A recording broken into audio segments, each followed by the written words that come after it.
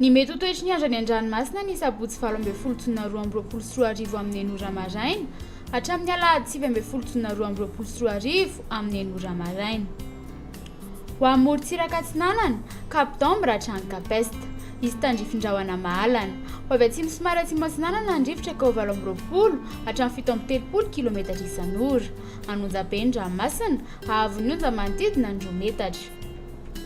Capesta trano mahanoro anorana tandrifin-drahona ny atsimon'ny Sainte-Marie fa hita hatramin'ny morontsiraka rehetra izany any amin'ny faran'ny fehimpotoana ho avy atsimo andrivotra amin'ny ankapobeny ka ho 9 hatramin'ny 20 kilometatra isan'ora Anonjabeny ranomasina ahavon'ny onja 1.5 hatramin'ny 2 metatra.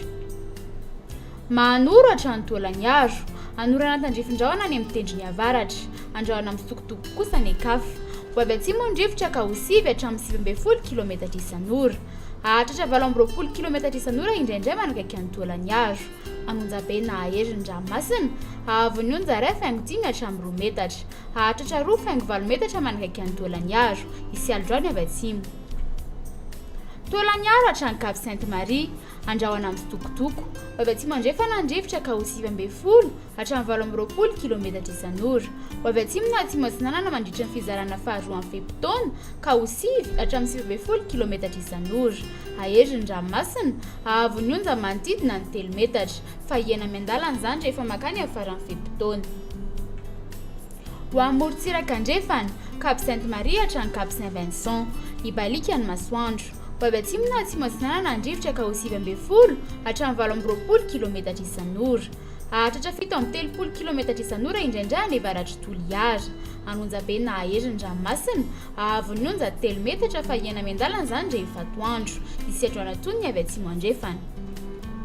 Cap Saint-Vincent hatrany Cap Saint-André ibalika ny masoandro ho avy atsimo andrivotra ka ho 9 hatramin'ny 20 kilometatra isan'ora ho 7 kilometatra isan'ora indraindray manakaiky ny Cap Saint-Vincent sy Besalampy adiny mpanonja na Anonjabeny ranomasina ahavon'ny onja 1.5 metatra ny avaratry Morondava ary manodidina 2 metatra kosa ny Kafa hiaina 2 metatra amin'ny ankapobeny no morontsiraka rehefa any amin'ny faran'ny fehimpotoana.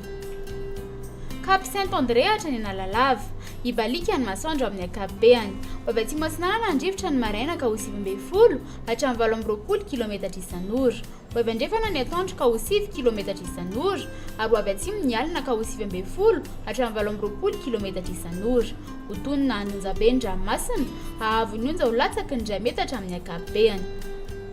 Analalava hatrany Cap-d'Ambre andrahona amin'ny sitokotoko metera anatin-drifin-drahona ny alina iovaova amin'ny fitsokon-drivotra ka ho 9 hatramin'ny 9 kilometatra isan'ora ho tonona adimy mpanonja ny ranomasina ahavon'ny onja latsaky ny 2 metatra.